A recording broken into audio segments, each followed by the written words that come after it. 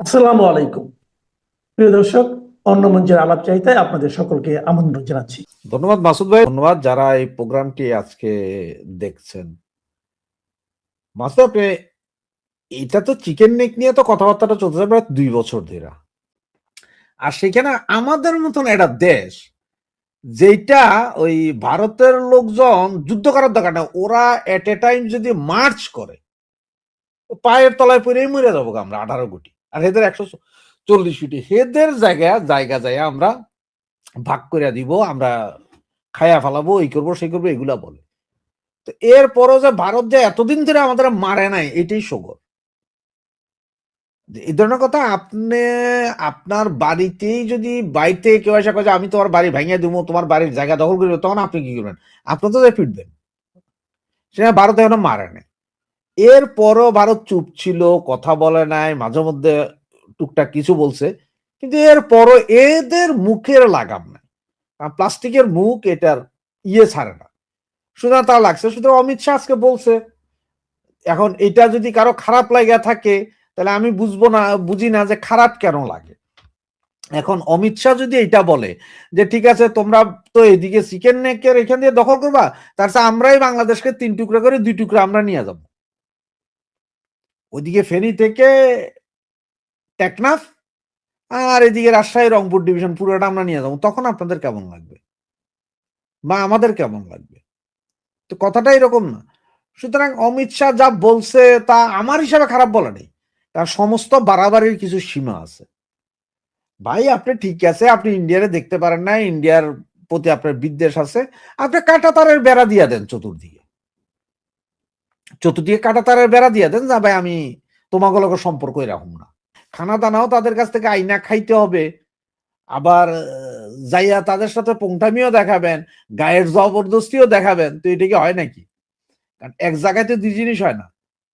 এই যে এখন ডোনাল্ড ট্রাম্প যেটা করছিল যে গ্রিনল্যান্ড এরপর কি হলো, পুরো ইউরোপিয়ান সবাই 2 জন 4 জন 5 জন করে সৈন্য, বিভিন্ন দেশের সৈন্য এক্সারসাইজ করছে, তার মানে এটা সিগন্যাল দিল যে তুমি নামলে আমরা সবাই নামবো।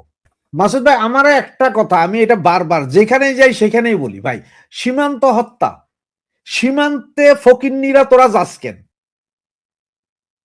ফকিন্নিরা যাস কেন? ফেলানি গেছিল সেখানে পতিতাবৃত্তি করতে, পলায় আসার সময় গুলি করে দিছে, তো গুলি করে লাগে গেছে তার কাটার উপর দিয়ে পালাস, তোরা সীমান্ত যাস কেন?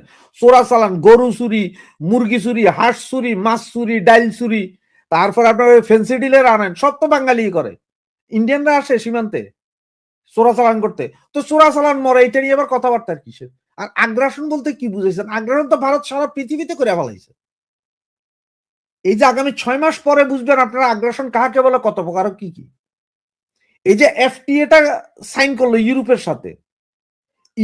সাথে $2 ট্রিলিয়ন উপরে ব্যবসা হবে, আর তার মধ্যে শুধু কাপড়ের বিজনেস হবে কত জানেন? আপনার যদি কাগজ কলম থাকে একটু লেখা নেন, কাপড়ের বিজনেস হবে $30 বিলিয়ন। এইবার আপনারা বুঝাই দিই আমি যে আগ্রাসনটা এবার কিভাবে হবে। দেখেন, এতদিন কি কাপড় ভারত দিত না? ভারত দিত। ভারতের কাপড়ের উপরে 10% ট্যাক্স ছিল, বাংলাদেশের ছিল 0%। আমি ভিয়েতনাম চায়না বাদ দিলাম, ভারত আর বাংলাদেশটাই বলি আপনারে। ভারত করতো $7 বিলিয়ন কাপড় রপ্তানি ইউরোপে, বাংলাদেশ করতো $30 বিলিয়ন কাপড় রপ্তানি। এখন এই এফটিএ হয়ে যাওয়ার পরে এখন এগুলো 10%। তার মানে ভারত আগে ধরেন, ভারত এই গেঞ্জিটা ভারতে সিলাইতো 900 টাকা, আমি বাংলাদেশও 900 টাকা সিলাইতাম, আমার টোটাল লাভ টাপ সব খরচ। কারণ আমি এই জিনিসটা পাঠাইলাম ইউরোপের বাজারে, আমি তো 900 টাকায় বেচা দিছি, 900 টাকা। এখন ভারত যখন এই তৈরির একটা জিনিস বেচছে, তখন তো তার আরো ট্যারিফ বসছে আরো 10%, তার 990 গেল। এখন মার্কেটে যখন গেল, দুইটাই একই জিনিস, একই কোয়ালিটি, সব একটার দাম 900, একটার দাম 990। পাবলিক কিন্তু যে 900 টাকারটা কিনছে, তার মানে বাংলাদেশটা কিনছে একদম। এখানে যে প্রাইমার্ক একটা দোকান আছে, সব মেড ইন বাংলাদেশ, কি না তুস করছে। এখন ভারতের যখন এফটিএ হয়ে গেছে, এখন তার 10% নাই, তার মানে 0%। ভারতও জিরো, বাংলাদেশও জিরো। এখন কেমনে আপনি বলতে পারেন যে ভাই কেমনে আগ্রাসন? এইবার দেখেন, আমরা তুলা আমদানি করতাম, আমরা তুলা আমদানি করি থেকে, এখন ব্রাজিল থেকে, আগে ভারত থেকে নিতাম। তো ভারত তো নিজেই তুলা চাষ করে, তাহলে ভারতের তুলা ভারতের জন্য সস্তা। ভারত নিজের তুলা নিজে ব্যবহার করে নিজে কাপড় তৈরি করবে, ভারত ডিজাইন করবে, ভারত ডিজাইনার দিয়ে করাবে, সবই আছে ভারতের কাছে, লজিস্টিক সব আছে।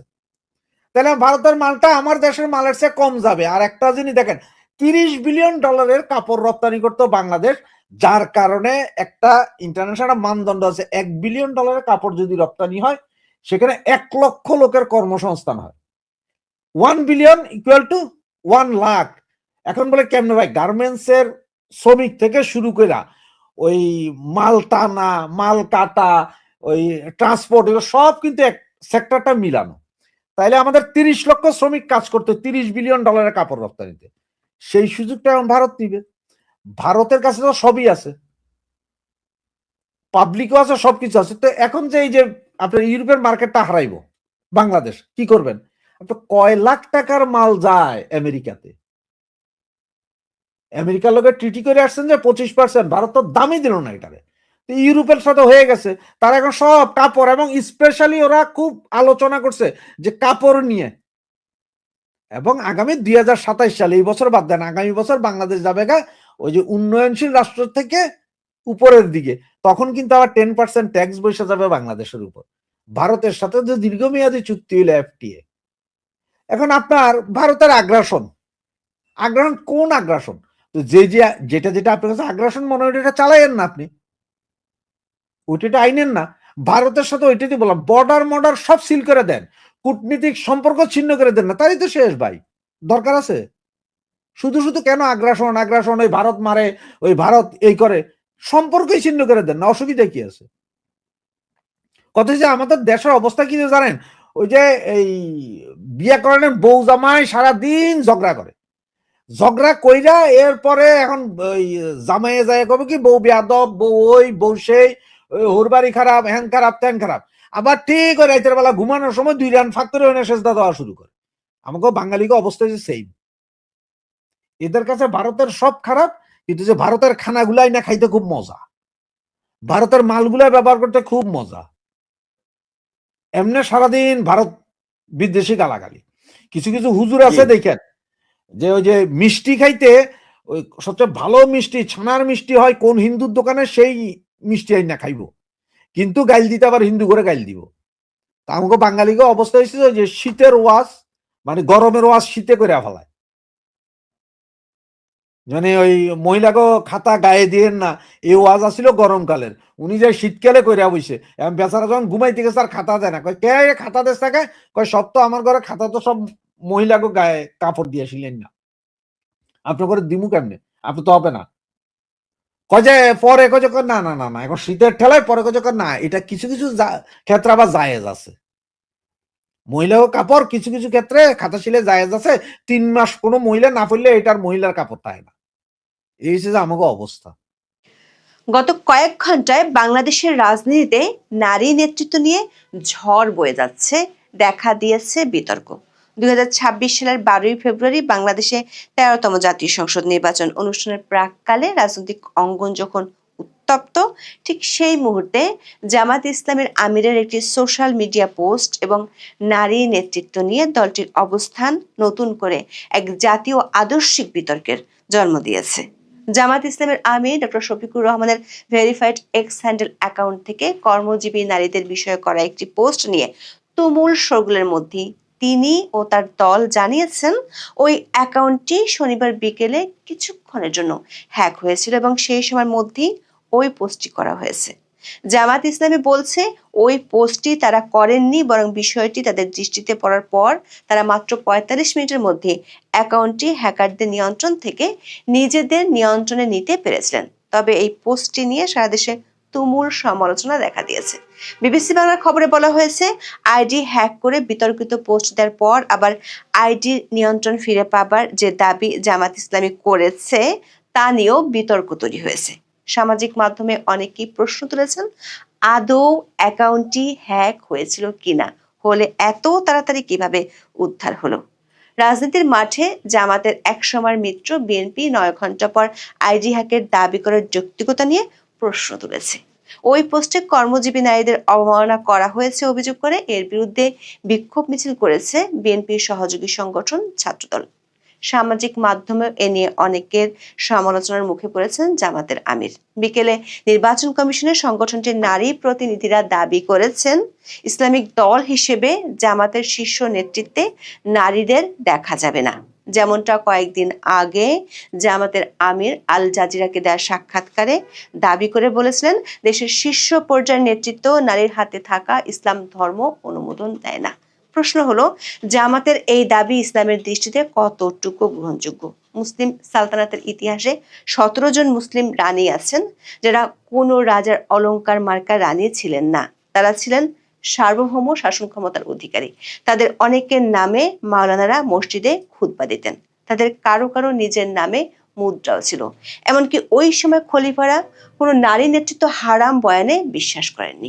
যে পোস্টে নিয়ে বিতর্কের ঝড় উঠেছে সেটি 31শে জানুয়ারি বিকেলে জামাত ইসলামের আমির ডক্টর শফিকুর রহমানের ভেরিফাইড এক্স হ্যান্ডেল থেকে করা হয়।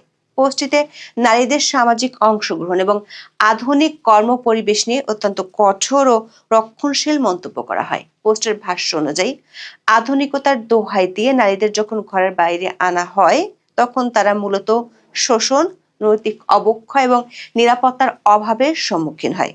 সবচেয়ে বেশি বিতর্ক তৈরি করেছে পোস্টের একটি সুনির্দিষ্ট বাক্য, যেখানে বলা হয়েছিল, জামাত বিশ্বাস করে যখন আধুনিকতার নামে নারীদের ঘর থেকে বের করে আনা হয় তখন তারা শোষণ, নৈতিক পতন ও নিরাপত্তাহীনতার শিকার হয়।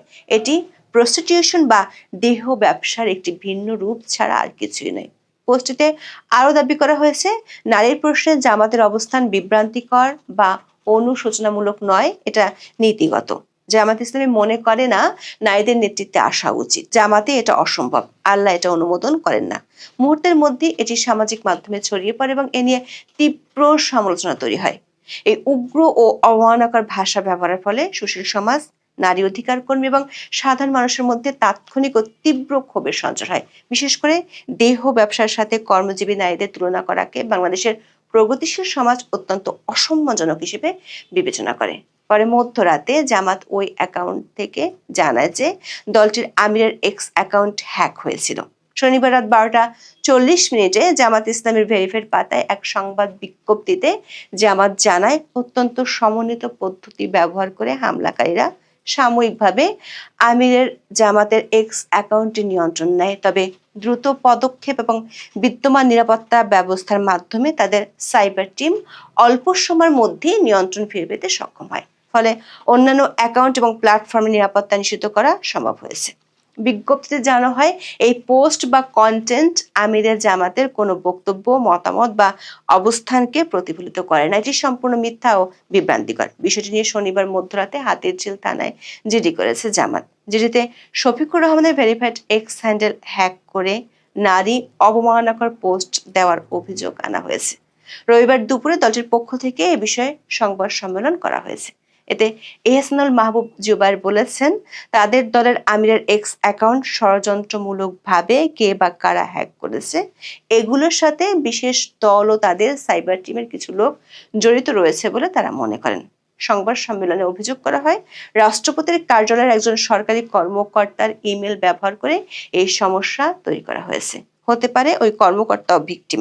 তবে সামাজিক মাধ্যমে অনেকেই 45 মিনিটের মধ্যে হ্যাক হওয়া এক্স অ্যাকাউন্ট পুনরুদ্ধার নিয়ে প্রশ্ন তুলেছেন। জামাতের পক্ষ থেকে বলা হয়েছে, 4:37 আমিরের এক্স হ্যান্ডেল থেকে বিতর্কিত পোস্টটি করা হয়েছে, যেটা তারা বুঝতে পারেন 4:55। কিন্তু সে তথ্যটি তারা আনুষ্ঠানিকভাবে জানান রাত 1টায়, আর ভোর 3:30টায় জিডি করেন। বিএনপির পক্ষ থেকেও এক সংবাদ সম্মেলনে এ দাবির যৌক্তিকতা নিয়ে প্রশ্ন তুলেছেন দলটির নির্বাচন পরিচালনা কমিটির মুখপাত্র মাহাদি আমিন। তিনি বলেছেন, সঙ্গত কারণে প্রশ্ন ওঠে, নারী বিদ্বেষী পোস্টের প্রায় 9 ঘন্টা পর সমালোচনার মুখে রাত 1টার দিকে আইডি হ্যাকের দাবি কতটা যৌক্তিক। বিবিসি বাংলা বিষয়টি নিয়ে কথা বলেছেন সাইবার অপরাধ বিশেষজ্ঞ তানভীর হাসান জোহার সাথে, যিনি আন্তর্জাতিক অপরাধ ট্রাইব্যুনালের প্রসিকিউটর হিসেবে কাজ করছেন। তানভীর হাসান জোহা বিবিসি বাংলাকে বলেছেন, এক্স অ্যাকাউন্ট হ্যাক হলে রিকভারি প্রক্রিয়া সাধারণত কয়েকটি টাইম স্লটে ভাগ করে এগোয় এবং প্রতিটি ধাপে আলাদা সময় লাগে। 24 থেকে 72 ঘন্টার মধ্যে ব্যবহারকারীর পরিচয়, ইমেল অ্যাক্সেস ও সিকিউরিটি তথ্য যাচাই হয়। সব ঠিক থাকলে অ্যাকাউন্ট ফেরত আসে। গবেষক মাহতাব উদ্দিনের মতে, হ্যাকড অ্যাকাউন্ট সাধারণত হ্যাকাররা নিজেদের দখলে রাখে এবং পাসওয়ার্ড পরিবর্তন করে দেয়, কিন্তু জামাত নিজেই পাসওয়ার্ড পরিবর্তন করে নিয়ন্ত্রণ নেওয়ার কথা বলেছে, যা প্রমাণ করে অ্যাকাউন্টের নিয়ন্ত্রণ আসলে তাদের হাতেই ছিল। বিএনপি প্রশ্ন তুলেছে যে আমিরের ফেসবুক পেজ এবং দলের অন্যান্য সক্রিয় প্ল্যাটফর্ম থাকা সত্ত্বেও কেন তাৎক্ষণিকভাবে হ্যাকিং এর সতর্কতা জারি করা হলো না।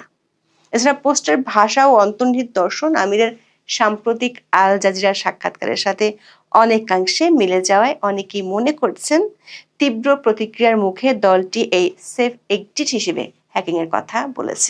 দর্শক, এক্স হ্যান্ডেল বিতর্কের মাত্র কয়েকদিন আগে কাতার ভিত্তিক সংবাদ মাধ্যম আল জাজিরায় ডক্টর শফিকুর রহমানের একটি দীর্ঘ সাক্ষাৎকার প্রচারিত হয়, যার শিরোনাম ছিল Bangladesh elections, the resurgence of Jamaat Islami. এই সাক্ষাৎকারে সাংবাদিক শ্রেণীবাসন জৈন যখন নারী নেতৃত্ব সম্পর্কে প্রশ্ন করেন, তখন আমিরের উত্তরগুলো ছিল বেশ রক্ষণশীল। ওই সাক্ষাৎকারে জামাতের আমির বলেছিলেন, কোনো নারী কখনোই জামাত ইসলামের আমির বা প্রধান হতে পারবেন না। এর কারণ হিসেবে তিনি উল্লেখ করেন যে আল্লাহ নারী ও পুরুষকে সমানভাবে তৈরি করেননি এবং তাদের সত্তা ভিন্ন। তার যুক্তি অনুযায়ী যেহেতু নারীদের এই শারীরিক সীমাবদ্ধতা আছে, তাই তারা রাষ্ট্রের বা দলের সর্বোচ্চ গুরুদায়িত্ব পালনে অক্ষম। 1 ফেব্রুয়ারি জামাতের নারী নেত্রী হাবিবা আক্তার চৌধুরীও নির্বাচন কমিশনে সাংবাদিকদের একই কথা বলেছেন। তিনি দাবি করেন, পবিত্র কোরআনে বলা হয়েছে পুরুষ হচ্ছে নারীদের পরিচালক, এটি কোরআনের নির্দেশ এবং ফরজ। সেই হিসেবে কোনো ইসলামী সংগঠনের নারীরা শীর্ষ নেতৃত্বে আসতে পারে না। দর্শক, আমাদের বিশ্লেষণ হলো জামাত ইসলামী নারী নেতৃত্ব নিয়ে ইসলামী বিধানের ভুল ব্যাখ্যা দিচ্ছে। জামাতের নারী নেত্রী যে দাবি করেছেন সেটি একটি বিতর্কিত হাদিসের উপর ভিত্তি করে। হাদিসটি হলো, সেই জাতি কখনোই সফল হবে না যারা তাদের দায়িত্বভার একজন নারীর হাতে ন্যস্ত করে। হাদিসটি আবু বাকরা বর্ণিত একটি হাদিস। দর্শক, এই হাদিসটির একমাত্র বর্ণনাকারী আবু বাকরা। ঐতিহাসিক তথ্য অনুযায়ী হযরত ওমর তাকে মিথ্যা সাক্ষ্য দেওয়ার অপরাধে বেত্রাঘাত করেছিলেন এবং পরবর্তীতে তার সাক্ষ্য গ্রহণ করতে অস্বীকার করেছিলেন। ফলে অনেক স্কলার হাদিসের গ্রহণযোগ্যতা নিয়ে প্রশ্ন তুলেন। আবু বাকরা এই হাদিসে বলেছিলেন, উটবা জামাল যুদ্ধের পর যে যুদ্ধ নেতৃত্ব দিয়েছিলেন হযরত আয়েশা, আর সে যুদ্ধে বাকরা নিজেও অংশ নিয়েছিলেন। ডক্টর ফাতেমা মেনিসের মতে গবেষকরা এই হাদিসের বিশ্বাসযোগ্যতা নিয়ে প্রশ্ন তুলেছেন। আধুনিক যুগের প্রখ্যাত আলেম ইউসুফ আল কারাদাভি ফতোয়া দিয়েছেন, বর্তমানের সাংবিধানিক এবং সংসদীয় ব্যবস্থায় নারীরা সংসদ সদস্য, মন্ত্রী এবং ক্ষেত্র বিশেষে রাষ্ট্রপ্রধান হতে বাধা নেই। দর্শক, পাকিস্তান আমলে 1964 সালে দৈনিক আজাদে রাষ্ট্রপ্রধানের পদে মহিলা নির্বাচন জায়েজ, দর্শন আলিমের বিবৃতি শীর্ষক একটি খবর প্রকাশিত হয়েছিল। সে খবরে ভারতবর্ষের বিখ্যাত আলেম মাওলানা আশরাফ আলী থানভী বলেছিলেন, কোরআনে আছে শাসিকা বিলকিসের মুসলমান হবার পর তার রাষ্ট্রাধিকার কেড়ে নেবার কোনো প্রমাণ নেই, বরং তার রাজ্য যে আগের মতোই বহাল ছিল, ইতিহাসে তার যথেষ্ট প্রমাণ রয়েছে। বিলকিসের রাজত্বে ও রাজ্য শাসন পদ্ধতির প্রতি কোরআনে কোনরূপ অবজ্ঞা বা অসমর্থন জ্ঞাপন করা হয়নি। দর্শক, মুসলিম সালতানাতের ইতিহাসে 17 জন মুসলিম রানীর কথা জানা যায়, যারা ছিলেন সার্বভৌম শাসন ক্ষমতার অধিকারী। তাদের অনেকের নামে মাওলানারা মসজিদে খুতবা দিতেন। তাদের কারো কারো নিজের নামে মুদ্রাও ছিল। এদের মধ্যে ভারতবর্ষের সুলতান ইলতুৎমিশের কন্যা সুলতানা রাজিয়া, ইরানের রানী তুর্কান খাতুন, মালদ্বীপের সুলতানা খাদিজা, মরিয়ম ও ফাতিমা, ইয়েমেনের রানী আসমা ও রানী আরোয়া, মিশরের রানী সাজারাত আল দুরের কথা সবাই জানে। সঙ্গে জামাল বা উটের যুদ্ধে হযরত আয়েশা এক বিশাল বাহিনীর নেতৃত্ব দিয়েছিলেন। ইসলামী স্কলাররা মনে করেন, যারা ইসলামের নারী নেতৃত্ব হারাম বলে ফতোয়া দেয়, তারা সূরা আন-নিসার 34 নম্বর আয়াতের কথা বলেন, যেখানে বলা হয়েছে পুরুষরা নারীদের উপর দায়িত্বশীল বা কাওয়ামুন। অনেক তাফসীরকারক কাওয়াম শব্দটিকে নেতা বা শাসক হিসেবে অনুবাদ করেছেন। অথচ সূরা আত-তাওবায়ের 71 নম্বর আয়াতে মুমিন নারী ও পুরুষদের একে অপরের আউলিয়া বা বন্ধু ও অভিভাবক হিসেবে বর্ণনা করা হয়েছে, যা রাজনৈতিক ও সামাজিক কর্মকাণ্ডে সমান অংশীদারিত্বের ইঙ্গিত দেয়। বিশ্লেষকরা মনে করছেন, জামাত ইসলামের আমিরের এক্স হ্যান্ডেল বিতর্ক এবং আল জাজিরায় দেয়া বক্তব্য কেবল একটি ধর্মীয় বিতর্ক নয়, বরং এটি বাংলাদেশের আগামী নির্বাচনে রাজনৈতিক সমীকরণকেও প্রভাবিত করতে পারে। জামাতের এই অবস্থান দলটির মধ্যে এক ধরনের আদর্শিক দ্বন্দ্ব তৈরি করেছে। একদিকে তারা জুলাই সনদ ও আধুনিক গণতান্ত্রিক মূল্যবোধের কথা বলছে, অন্যদিকে দল ও দেশের শীর্ষ পর্যায়ে নারী নেতৃত্বকে অযোগ্য বলছে। ইসলামের নারী নেতৃত্ব হারাম বা অসম্ভব এই দাবির কোনো অকাট্য ভিত্তি কোরআন বা সুন্নাতে নেই, বরং রাসূল ও খলিফাদের আমলে নারীদের প্রশাসনিক ক্ষমতায়ন এবং দিল্লির সালতানাতে সুলতানা রাজিয়ার শাসন প্রমাণ করে যে মুসলিম উম্মাহ নারী নেতৃত্বকে সবসময় ইতিবাচকভাবে গ্রহণ করেছে। জামাতের আমির যে মাতৃত্ব ও জীববিজ্ঞানের দোহাই দিয়েছেন তা মূলত পিতৃতান্ত্রিক মানসিকতার বহিঃপ্রকাশ, যা আধুনিক বিজ্ঞানেও টেকে না। একজন নারী মা হয়েও যেভাবে সফলভাবে সংসার চালান সেভাবে তিনি রাষ্ট্র চালাতে পারেন, যা রানী বিলকিস বা আরওয়া আল সুলাইহিরা প্রমাণ করে গেছেন। এখন এই পর্যন্ত, সবাই ভালো থাকুন। আমার মনে হয় যে অনেক দেরিতে বিএনপির ঘুম ভেঙেছে। আজকে বিএনপির একটি প্রতিনিধি দল গিয়েছিল নির্বাচন কমিশনে এবং সেখানে নির্বাচন কমিশনারদের সাথে তাদের বৈঠক হয়েছে।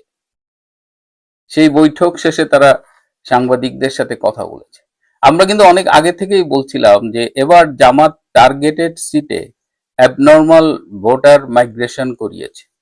তার মানে ধরেন একটা বাড়িতে 4-5 জন ভোটার থাকে, কিন্তু এবার দেখা গেছে যে কোনো কোনো ঠিকানায় মানে স্পেসিফিক আসনে ধরেন 150 আসন বা এরকম আসনে এক এক ঠিকানায় 200-300 ভোটার। যেমন আমরা বলেছি যে জামাত টার্গেট করেছে এবার 160 বা 70টা আসন এবং বাকি 130টা আসনের যে তাদের যে ক্যাডার ছিল সেই ক্যাডারদের এই 160-70 আসনে নিয়ে এসেছে এবং সেটা এতদিনে বিএনপি লক্ষ্য করেছে। আমরা কবে থেকে বলছি এটা, আমি নিজেও এটা বহুবার বলেছি, কিন্তু it is already too late. আমি জানি না এটা বিএনপি কেমনে ম্যানেজ করবে। এবারে নির্বাচনে লোকাল পর্যবেক্ষকের সংখ্যা 55,000 ছাড়িয়ে গেছে। তার মধ্যে একটা মাত্র এনজিও, সেই এনজিও থেকে আপনার অবজারভার হয়েছে people's association for social advancement, সেখান থেকে অবজারভার হচ্ছে 10,559 একটা এনজিও। আর এবার এত বেশি নামকা বস্তে সংগঠন থেকে এই নির্বাচন পর্যবেক্ষণ করা হচ্ছে, এটাই তো একটা বিশাল সন্দেহের উদ্রেক করতেছে যে বিএনপি, আমি জানি না এগুলো তাদের যারা নির্বাচন পরিচালনার সাথে জড়িত তারা এগুলো আদৌ খোঁজ রাখছেন কিনা।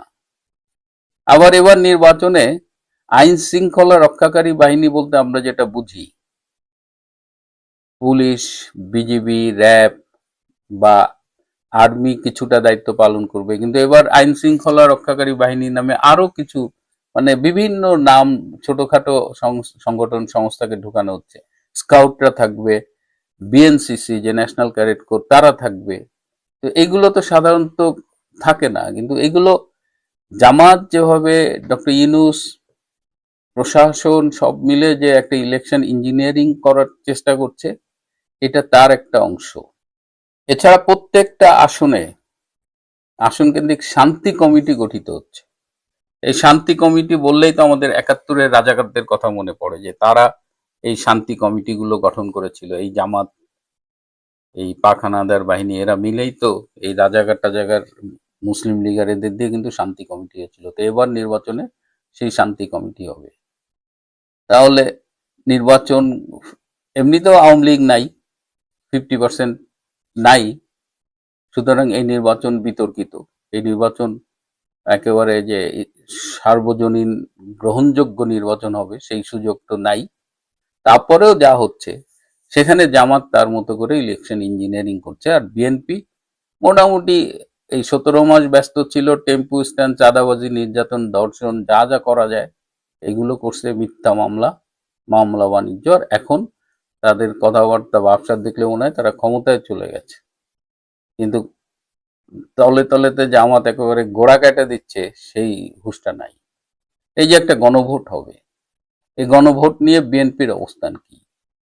বিএনপির এক এক নেতা এক এক রকম কথা বলেন। আবার তারেক রহমান বললেন হা ভোট দিতে হবে। প্রশ্ন উঠছে যে তিনি এতদিন বলেন নাই, এখন কিসের ভয়ে কিসের চাপে তিনি হা ভোটের কথা বলছেন? এই গণভোটের কি অবস্থা? গণভোটের ব্যালট এখন মুদি দোকানে পাওয়া যাচ্ছে।